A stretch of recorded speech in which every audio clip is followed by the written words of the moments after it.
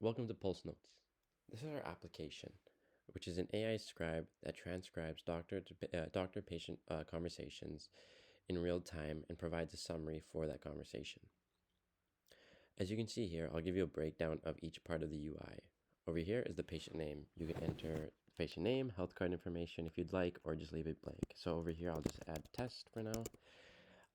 Over here, next is the date. The date and time is the current date and time when you start the application or the session. So for example, right now it's 12:02. I could either go here and then change the time to be a previous time or a new date or a new time, or I could just press the open new session. This will delete the current one and I'll set the time to whatever the current time is, 12:03. Right now I'll just put back test. These over here represent the two panes. This is the transcription pane. This is the summary pane. Over here, when the patient and doctor are having their conversation, their speech will be transcribed and displayed as text over here. Once that's done, and the doctor can edit it and whatnot, they can send over the summary by pressing the summarize button. The Llama CPP will handle that, and it'll display the summary. Give back the summary, and it'll be displayed over here. One of the key features that we have here is to allow the doctor to have full control of the app. By doing so, we want to allow them to be able to choose their own transcription model, summary model, or even the prompt to send. The reason we want this is because we want them to have full control as to whether they want speed or accuracy of the transcription and the summarization. So for example, as you see here, in the settings button, we have the transcription models. This is where they can choose their transcription model. These models are downloaded from our Hugging Face repository. So this is the only part of the app that requires an internet connection. As you can see here, I've already downloaded Tiny model. This is the fastest transcription model that we found and tested. However, it does have it has the lowest latency, but it has lower accuracy. And then we have other models here, some of which you can still download.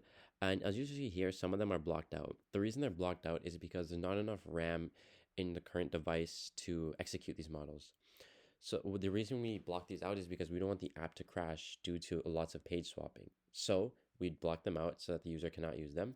However, what they can do is they can unload applications from their device, reduce the amount of memory consumption in the RAM, and then press the reload button and see if any of the models are now available. So for now, also, I forgot to mention, you can also delete models from your device, which will remove the model, freeing up space on your device. These models are stored as GGUF files within the the user's app data directory. So for now, I'll just use this model. And then summarization, same case.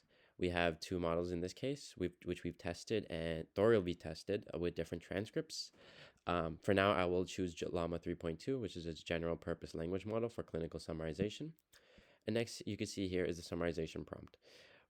We've designed our own prompt for a summary plus soap notes.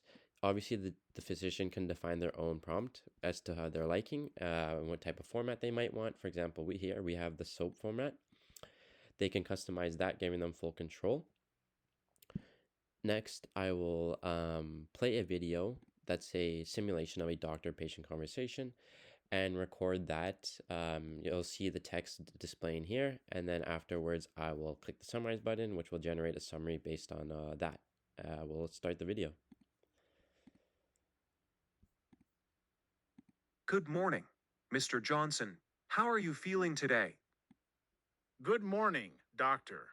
I've been experiencing some pain in my chest and shortness of breath. It's been bothering me for a few weeks now. I'm glad you came in. It's important not to ignore any chest-related symptoms. Let me ask you a few questions to better understand your condition. Have you noticed if these symptoms occur during any specific activities or times of the day? Yes, I've noticed that it happens mostly when I push myself physically, like when I'm climbing stairs or walking fast. All right, do you have any history of heart disease in your family? Not that I'm aware of. My parents and siblings don't have any heart-related issues. Based on your symptoms and their relation to physical activity, it's important to consider your heart health. I'd like to order an electrocardiogram, also called ECG. To get a baseline assessment of your heart's electrical activity, it will help us determine if any abnormalities are present. I trust your judgment, doctor. Please go ahead with the necessary tests. I want to make sure everything is okay. Thank you for your trust, Mr. Johnson. In the meantime, I recommend making some lifestyle changes to support your heart health. Have you been following a balanced diet and engaging in regular exercise? I must admit, my diet hasn't been the healthiest lately, and my exercise routine is almost non existent due to work. It's never too late to make positive changes, Mr. Johnson.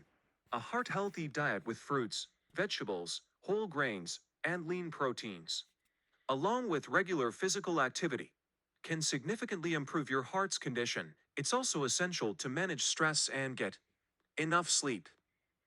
That would be great, doctor. I'm ready to commit to a healthier lifestyle.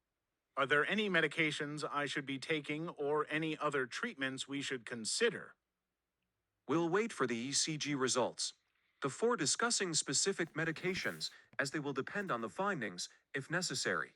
We may consider prescribing medications to manage your symptoms and support your heart health. In the meantime, I encourage you to take it easy and avoid any heavy activities.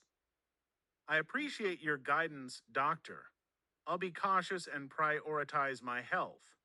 Is there anything else I should be aware of or any warning signs I should watch out for?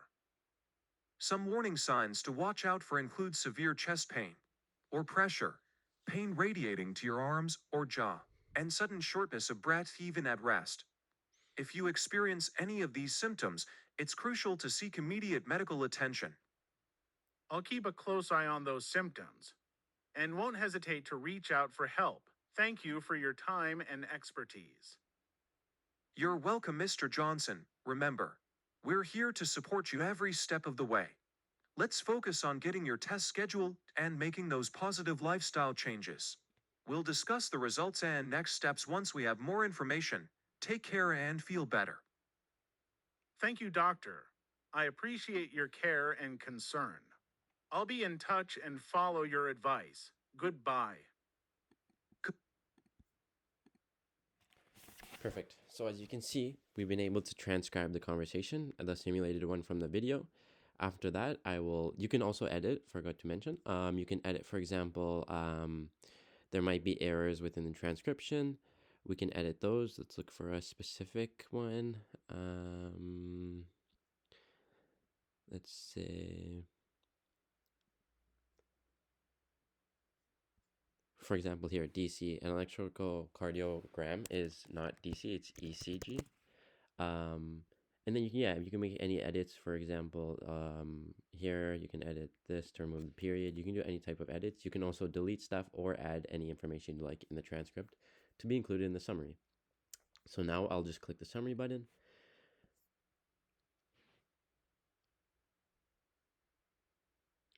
And as you can see here, the summary is produced along with the soap notes. Obviously, the information that's displayed here depends on the transcript information. And yeah, next for the summary pane, you can also edit. For example, if you want to highlight key things or bold key things, you can do that.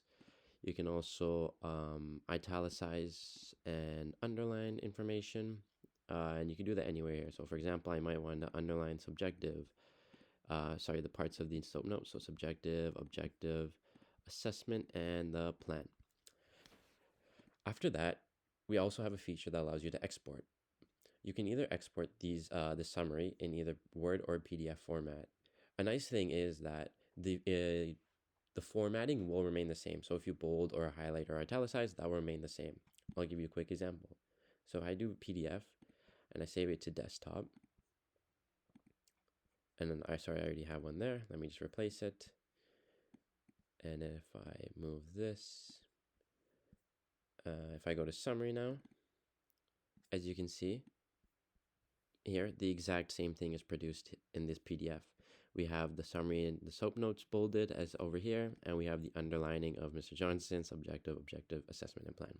We also included over here the header of the patient name or whatever was inserted here, and the date and time. We also have a feature to export as Word, as you'll see. Let me just save that to here. I'm going to replace the current one. Let me just quickly open that up and show it to you. And the exact same thing is produced, but now in a Word document. You can further edit if you'd like, or you could just leave it as is and save it in other formats. And yeah, that's it for our application. This is just our beta product, and we continue to develop more after Capstone. So thank you for watching.